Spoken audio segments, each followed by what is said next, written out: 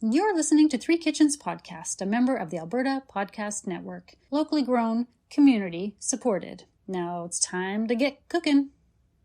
Today's episode is brought to you by The Pulse. Want to start your day informed? Check out The Pulse, Taproot's daily news briefing. The Pulse tells you what you need to know about Edmonton every weekday morning. You'll get short, informative updates about what's happening at City Hall, plus coverage of business, tech, food, the arts, and more. You'll also get a little bit of whimsy from features such as A Moment in History and the weekly podcast pick. And it's free. Sign up today at taprootedmonton.ca/pulse. That's taprootedmonton.ca/pulse.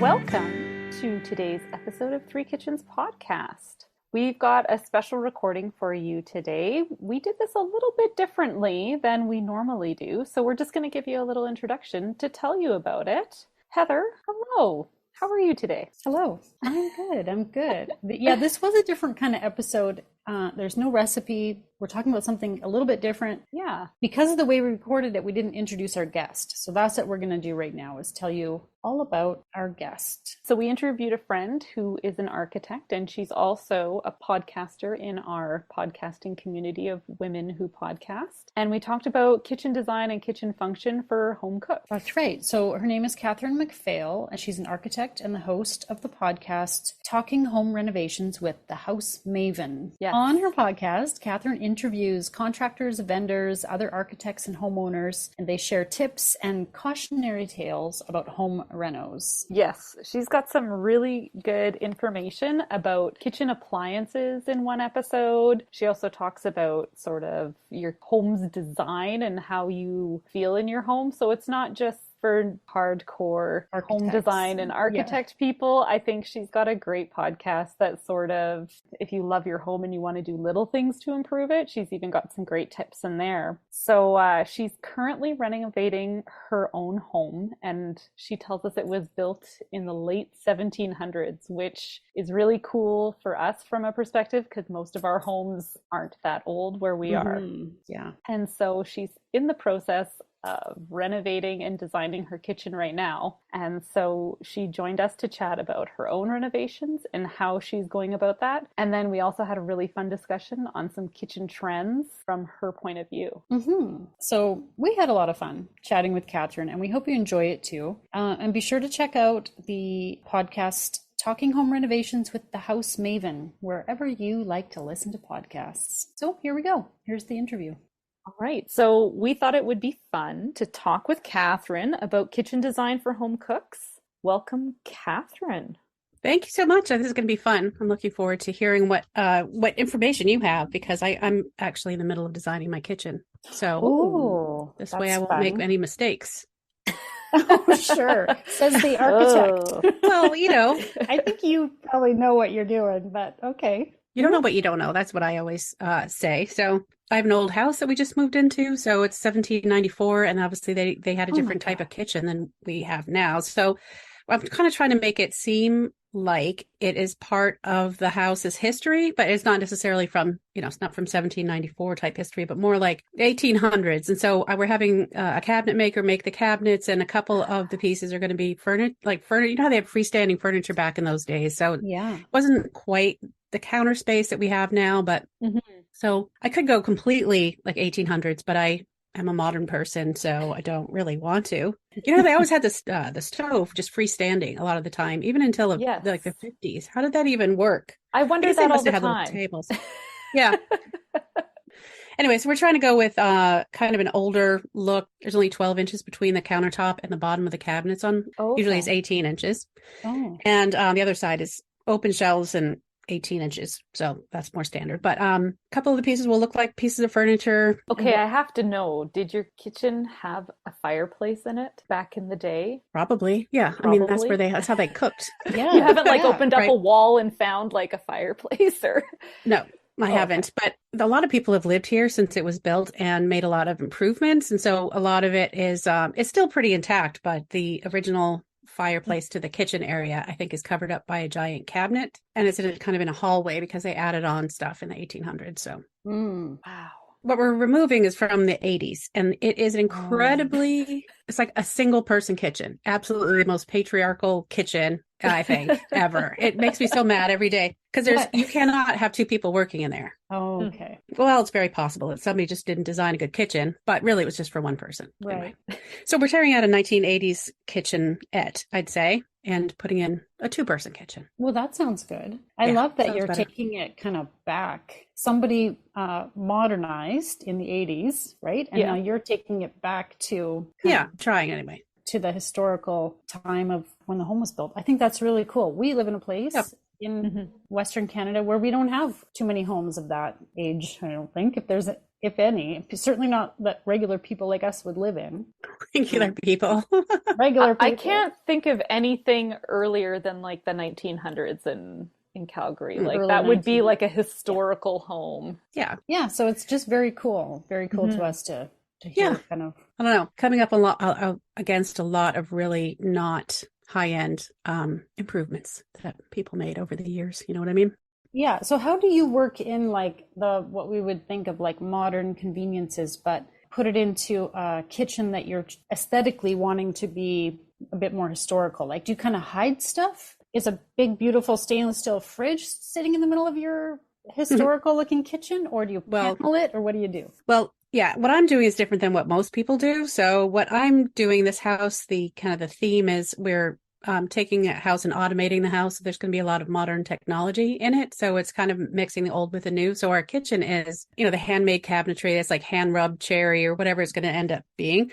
And then we're having an induction stove and a modern refrigerator, very boxy refrigerator, and other modern, very modern, like our faucet is going to be one of those programmable faucets that I don't know how it even works, to be honest, but you can have it programmed to fill your like electric tea kettle, for example, to a certain amount that is perfect for your French press, So it's like, oh, crazy. So there, some crazy things like that we're mixing in with the old, but other clients who have old kitchens, they often will. I've seen all sorts of things like, having a refrigerator column that's paneled in the same cabinetry. And then the matching other side you open it up and it's just a pantry. And then they have their freezer broken out somewhere else. It's more convenient to have the freezer. It's really fancy pants. Really custom. Yeah. Very custom, very custom. I can only, I was talking to different appliance people and kitchen people, and those built-in refrigerators they're beyond my budget. So perhaps I'm just justifying it all by saying I'm showing my modern appliances with the old stuff because, it's a difference of maybe like twice as much or 3 times as much. Oh, wow. Yeah. Thanks.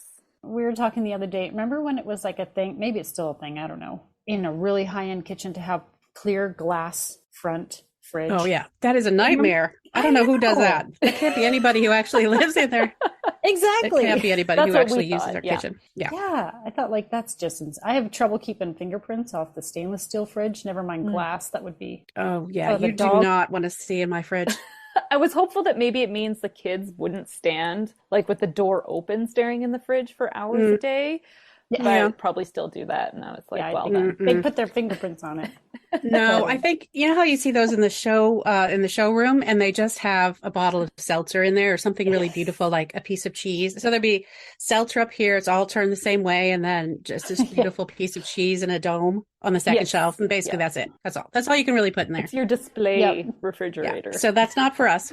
Let's talk about like a entertainment kitchen versus a cooking kitchen. So to me, what makes an entertainment kitchen is that there's somewhere people can sit and talk to you. So maybe on the other side of the island, and people love to go to the kitchen for some reason. I mean, I guess because that's where the action is. And if I'm cooking, I don't really want them in on my side of it. So my old kitchen, there's a fireplace and a little seating area and stools around one end of the island that was, it was like a 6-foot island. And then I had a threshold in between. I tried to tell people, please stand on the other side. Like, this is your space. Everything from here over is for you.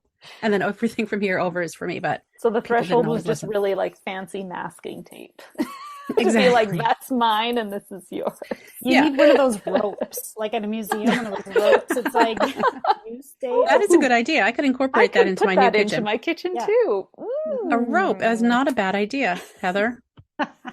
You could Sounds fun. trademark that. Yeah, a little Yeah, brass totally. thing, velvet rope. I mean, it looks nice, Yes. but it's You're just pretty. VIP. You stay over there. Yes, that's right. Because you're VIP, Yeah. you don't have to come behind this.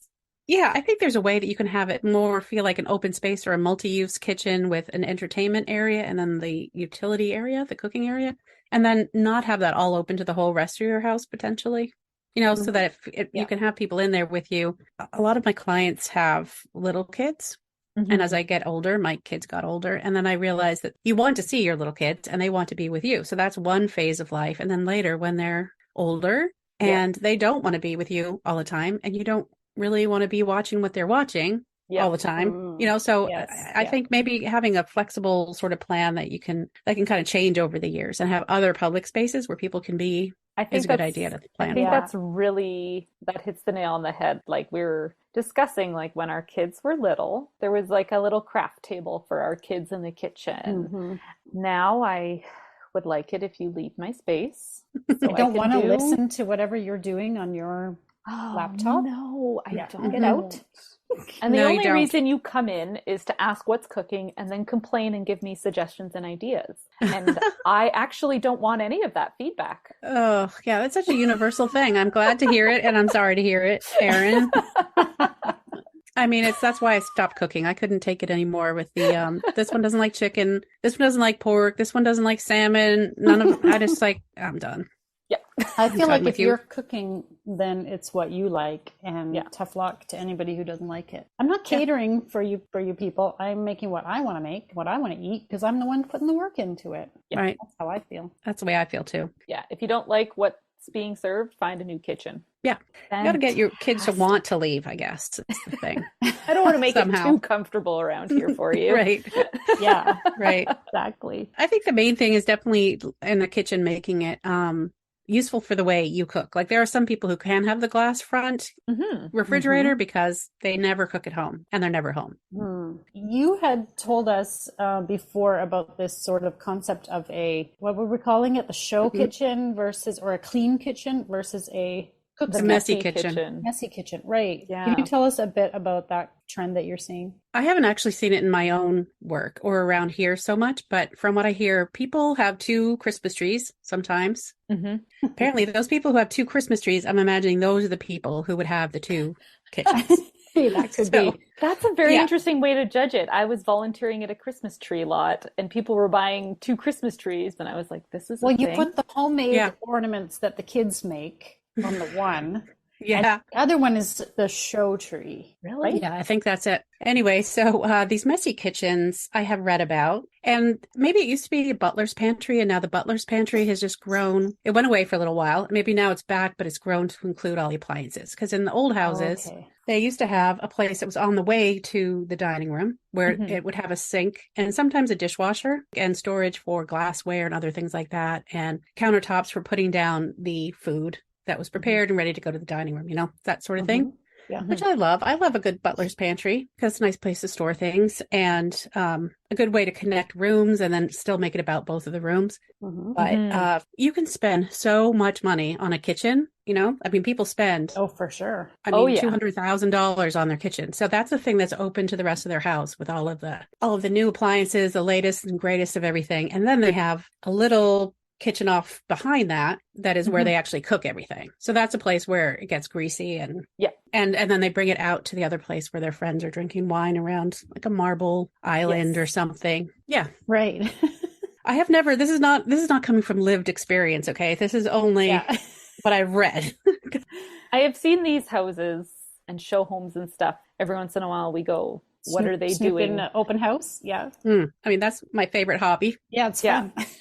And we've seen some of these big houses that have these separate pantries, and they're even like separated by like almost an invisible door. Like you think it's cabinetry, and then you open the cabinet and it's actually a whole door panel, and you walk into these separate kitchens. Secret. It's not That is pretty cool. I do like a secret room. Yeah. Who doesn't like a secret room? That's exactly. really cool. And I thought that was really fun, but then I was like, do you really need 2 kitchens? Well, I guess you do if you don't want to mess up the kitchen that's attached to your living space. Yeah. I don't know what they do in the other one. So we'd have to, maybe I'm going to have to interview someone who actually has that in their home. Yeah, and then I want to hear about that. Yeah. I do too. So if that is you, please contact me and we Yeah, can talk no about kidding. your kitchen. And I won't be judgy about it. I just want to know what happens in the outer kitchen, in the public kitchen. Yeah. Just Yeah. drinks and cocktails and appetizers and Yeah. Is there a soft microwave that jazz. you use out there? Soft jazz. Soft. Right. Yeah. So that makes sense. I was just at Falling Water a month ago, that Frank Lloyd Wright house in Pennsylvania. And Oh, amazing. yeah, so I paid extra, of course, for the longer. Actually, it's just because I couldn't get on the other tour to get into the place where you could see all the utility spaces and everything, which is actually really cool because I got to go to the kitchen. And the kitchen was only for the servants and was not for the family at all. So it was this tiny little space. It was pretty cool, actually, but it was very small and it had access to the basement and like this little tiny sitting area for the servants. Oh, wow. But it was so the whole rest of it had this whole aesthetic going that really wasn't brought over into the kitchen, but it's just like this little thing they could see into the main space and through this little window, we call them, in the door. Yeah. And so it was just interesting because that was like an extreme version of separation between the kitchen and the rest of the house, you know? Yeah. No kidding. So yeah, but most of us don't have servants. When you talk about the age of your home, I kind of picture it being a small kitchen kind of set off because at that time you also, especially if you're cooking over a fire, you would have wanted to keep that sort of the smells or smoke or any of that kind of the mess that comes with that. You would want it separate from your entertaining space, I would think. Mm-hmm. But, Well, back in those old days, they used to keep it separate from the house because if it caught on fire, it was easier to just tear that part off, and then it didn't affect the whole house potentially. I never thought of that perspective. Huh. And it's built off the back, or there was a summer kitchen, or so cool. I want a summer kitchen, even though our summer's too I short know. for it. Still right. I think that's just the grill that sits outside. That's what I call my summer kitchen. The thing about entering into a kitchen or entering into a house is that I feel like that kind of sets the mood for the house. And so if you come into this little kitchen that has recycling bags behind the door and everything's crunching when you open it, and then it just smells, it just creates a not very peaceful entry into my house or luxurious feel, So I was just talking to someone else who was talking about when were we talking about this? I can't remember what the episode was or why we were talking about this, but she was saying that she was an interior designer. Maybe she concentrates on the entries into people's houses. Was that the one with like the quotes and like... Right. Your aspirations and like you're an artist or whatever. Yes. I was just listening to that. Yeah. So, but after we talked, I realized it's a pretty frustrating experience coming into my home. Yeah, I'm going to try to fix that. But anyway, our new kitchen design just gets rid of that whole little corner snarly place altogether, and we just come in a different door. So that's going to be much better. One of my houses had, I love a galley kitchen. I love like that kind of long island and one long span of like cabinetry and appliances. So maybe I'm the exception. I kind of like that kitchen. I have a weird shaped kitchen now, but I kind of like the galley style kitchen. I like those too. I mean, I think a long island isn't the problem unless you have to walk around it to get to something. I feel like if you have the refrigerator on one side of a long linear island and then you have to keep going up and around it all the time, I just don't think that works very well. Yeah, that's what we had. And I just felt like, I mean, maybe that was a good thing because I got my steps in for the day, just cooking breakfast. Looking on the bright side. Yeah. But I didn't super enjoy that.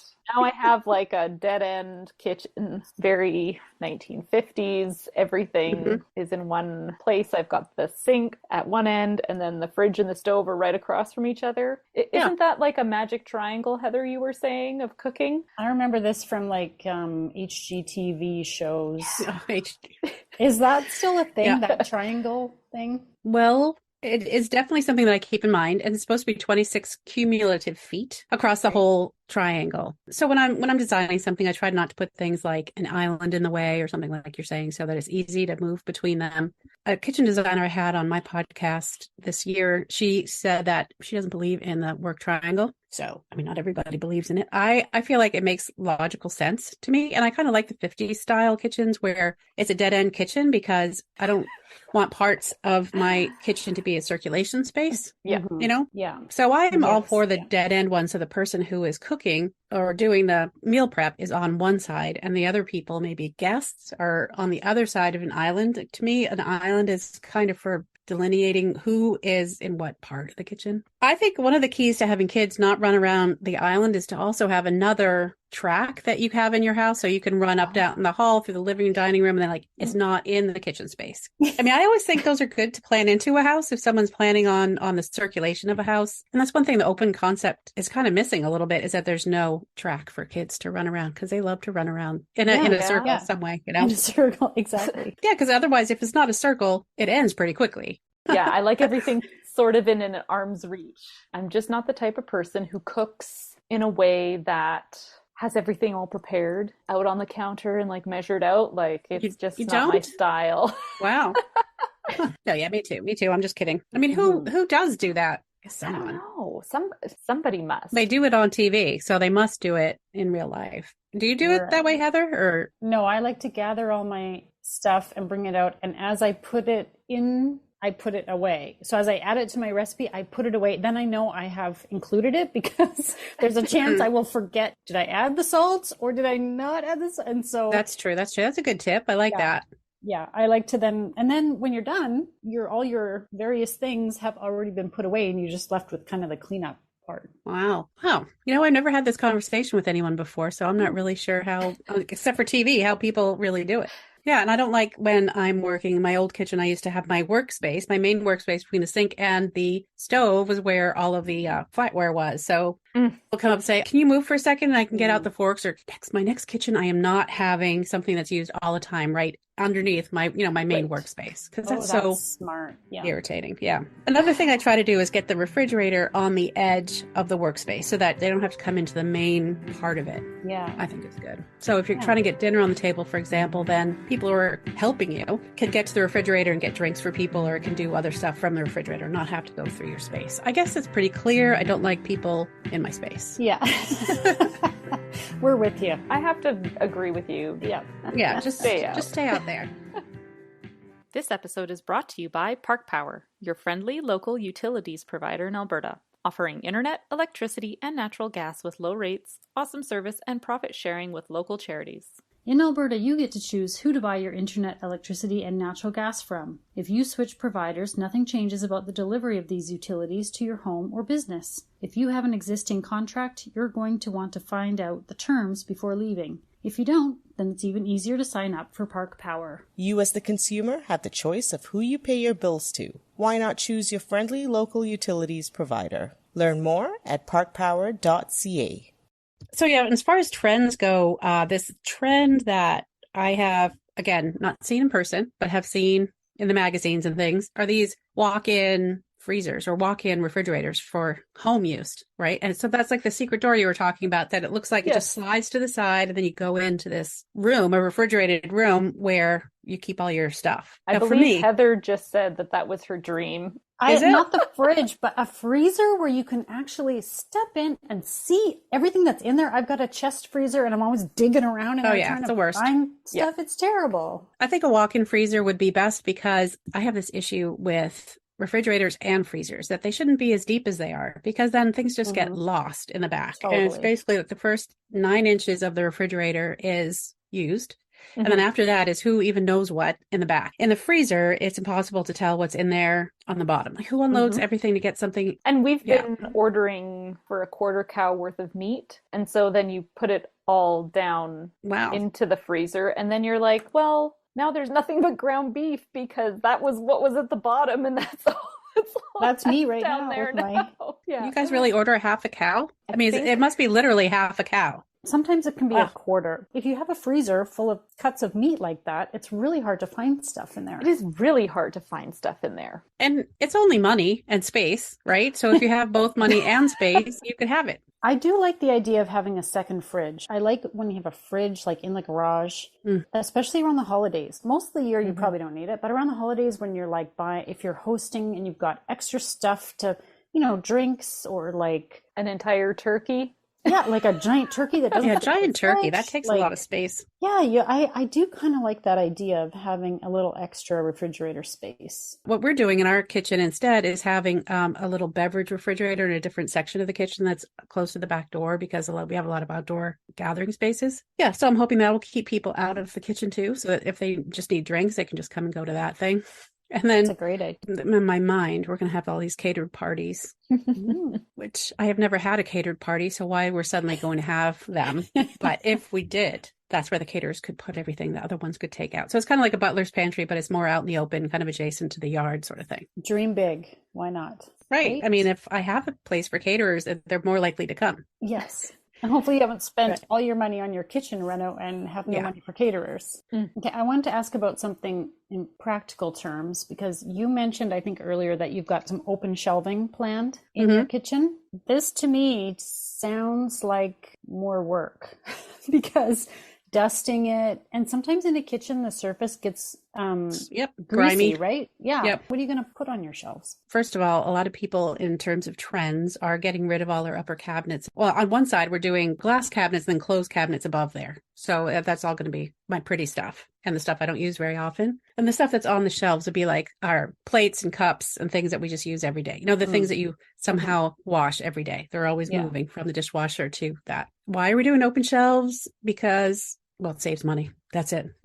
Yeah, Also, in an Oh. older kitchen, there would have been some open shelves, you know, so we can hang some mugs off the bottom on some hooks and that sort of thing. Oh, So I it's do more like a that. look, you know. I find it difficult to get my plates and things. I don't know why, but you know, having them in one of the upper cabinet with the sides on them, it just kind of restricts the space. So, but it's a little bit of a compromise. I mean, as all of life is, if you have a partner who wants a different aesthetic than you, Yeah. and maybe that only happens to me, Oh no. I would rather have them be more open shelves, and he wants them like to be the box without the doors. Oh, I see. Yeah. We're just going to have to go with it because I'm getting most of everything else that I want. So Compromise. compromise indeed. Yeah, I'm all for that.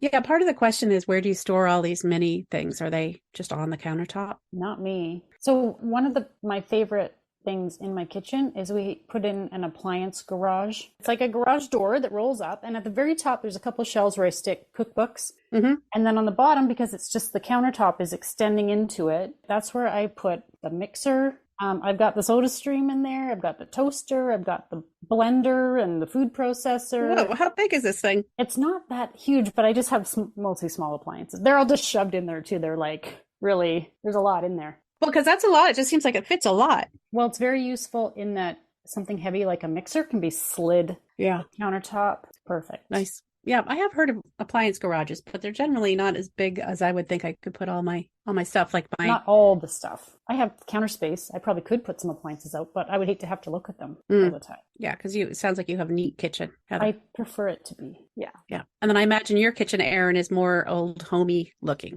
like mine. I like to think mine's homey. That's why Yeah. it's so. That's what flooded with that's stuff. what I say too.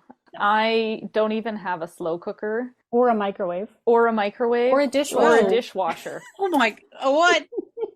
Of the place where you buy a cow for the years, where and we you- buy Hey. a cow and I'm churning butter. No, Listen, and Katherine she likes it this way. She's not. I know, it's not I'm sure like she poor does. Erin. we have an older kitchen and it has an old dishwasher, like one of the ones where it has a circular rack. in Whoa, a it. really old one. That's pretty cool. And so Yeah. we've decided that we are not keeping this dishwasher. It's going to go bye-bye. We are not replacing it, but I'm putting in my appliance garage into that space. I think we've been here for 5 years now. Yeah, that sounds pretty familiar. It So- takes a long time to make these kinds of decisions. Okay. So I mean, that's definitely a choice. The way my brain works is that if something's put away, I forget about it, and so I forget that I have a waffle maker. I forget that I have all this stuff. I don't know how to. I guess I could make a list and put it on the wall of all the stuff, but it seems like out of sight, out of mind is definitely the way I go, and so everything's on the counter basically. You can get very nice looking appliances now. Like Yeah. those mixers come in patterns and colors and they look really cool. And if it matches your aesthetic, then it can sit out and look nice. Right. That's what I not? think. Another Yeah. thing too is that people are putting things like coffee bars into their bedrooms. Oh, yes. These people are living alternate lives for me yeah, for sure, yeah, because for sure. I don't know how they have the time to be in a bathrobe lounging. Yeah. So they Yeah. have the plumbed coffee, the espresso maker, and then a refrigerator in there for the milk or cream or whatever. Yeah. Little dishwasher and sink. Oh gosh, it sounds Nice, doesn't it? Sounds like Yeah. something at a hotel, not at home though. I mean, that's Yep. the dream. I would love to have a bar in my room where I spend my time in my bathrobe drinking my coffee. And who wouldn't want to do that? I mean, yeah. But realistically, Yeah. I we're know. dreaming really big now. Yeah, You know what, Erin? That's the only way to dream is big. exactly. That's If the way you're I feel dreaming about it. about So- your dream kitchen, dream big. Like right now, I have the potential to make my dream kitchen, which is why there's a lot of pressure. I feel like there's a lot of pressure because I'm not going to do it again anytime soon. What are you going to do with your island? Something that I strongly feel is that in your kitchen island, there should be nothing. No stove, no sink. All right. Yeah. You have that in your kitchen, Heather. And I love that about your island is it's big and it's a big workspace. What will you do, Katherine? Well, that's one of the two pieces of furniture. So the two pieces of furniture we're going for is one is a pantry. So a floor to ceiling pantry, but we're making it like a base. So it's lifted up a little bit. It has little legs and it has a base and then a narrower, like 18-inch cabinet above it. But that's where all the food's going to be. And then the island is going to be just look like a table, but it's kind of made out of the same thing. So that, again, that's kind of raised up. And I'm going to have the cookbooks on one side underneath on the end. And then the other side, I'm actually just storing all my pots and pans on open shelves underneath my countertop, which is what we have in this old family summer house. And I feel like, why not just put it there? And then I can see them. I won't forget that I have a waffle iron because I'll see it. Yeah. But it's also hidden from view. So I don't have to worry about it looking messy or anything. And now that I have my new induction stove, I can get rid of all of my old pots and pans that I've had for a really long time. And then maybe have 4 pots. So then, okay, like you need to have the jumbo muffin tins and then you need to have the regular muffin tins and you have to have the mini muffin tins. Yeah. That's it. No more muffin tins, just those 3. But you need a donut pan and you need a bunt pan. I seem to keep adding. This is part of the hazard with a cooking podcast as well. That's true. That's true. I can imagine. Sometimes you want to make a thing, you've never made it before, and you realize you need the pan or the gadget or the something to make that thing happen. But we do now have a few communal items that we share. Yeah, that's an excellent idea. So that's been kind of beneficial too. It would be kind of fun to put a list of these are the random kitchen items I have. I am willing to loan out. People do that with their garden tools. Oh yeah, for sure. I like that. Yeah. What about all those? I mean, anytime I've gone to a home renovation show or watching HGTV, people have these very specific cabinet items, like the spice pantry that like you pull it out and it's got all your spices in it, or ones that are specifically designed for all your baking sheets and muffin tins. Or are those things really that functional, or are they just kind of like cool and gadgety? Like, because those seem kind of like they were trendy. So I think it's just more expensive, and that's the reason everybody doesn't have it, because it's more it's not custom cabinetry, but it's more the cabinet lines that have the more gadgety things on it too. So those are often cut from the budget. I mean, it kind of, again, it depends on what people value and what people use a lot. So if you have a lot of cookie trays or baking trays and muffin tins and you can't really keep them organized, then that could be really good for you. But yeah, those are just kind of fancy cabinet add-ons that certain cabinet lines carry.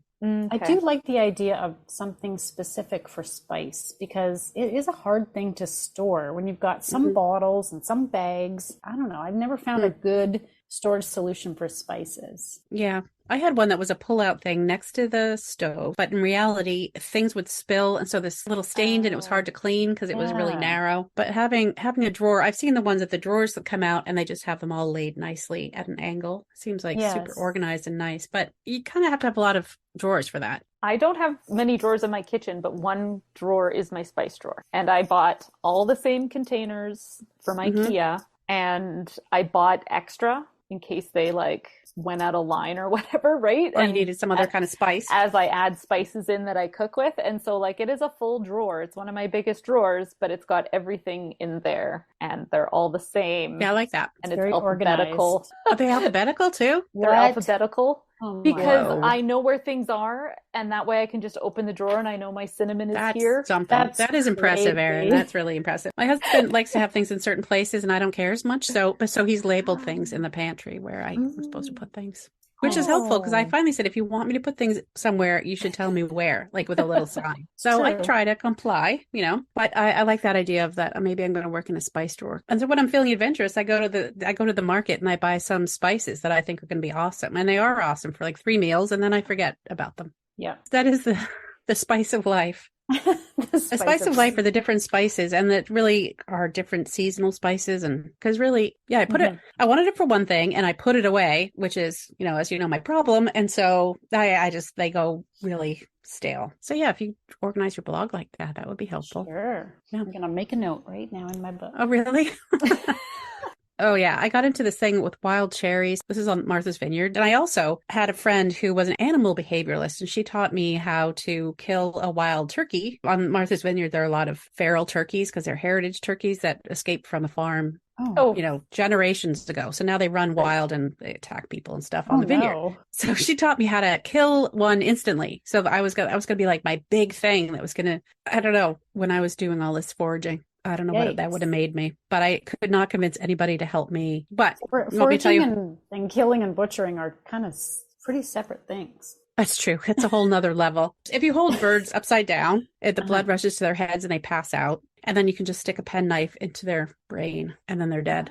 Oh, gosh. Okay. I know. Anyway, never did it. But I guess I know how. So if it ever comes in handy for anybody or anybody listening, that's how you do it. I feel like possibly catching the thing would be kind of a challenge in itself. That's what my husband kept saying. Like, I don't know why you think you're going to be able to catch this thing. Yeah, they're fast. They're fast and they're kind of mean. Aggressive. And erratic. Yeah, this is why I thought it would be fun. But and that's also why I needed help. Anyway, never happened, but I was ready for that. But it is fun anyway, just the idea of being able to eat what's out there, or just thinking like, if everything really goes south, I know where I can get some food. That's true. Yeah. Yep. In the apocalypse. You never know. Any bird. Okay. I'm feeling like we should probably wrap this up. This has been really fun. It has been fun. I feel like we could talk all day about this stuff. Yeah. For sure. We could. Yeah. But that would make a lot of work for Aaron and me. Yeah. I know I've learned a couple things today, like organizing my spices in a drawer in the same containers alphabetically.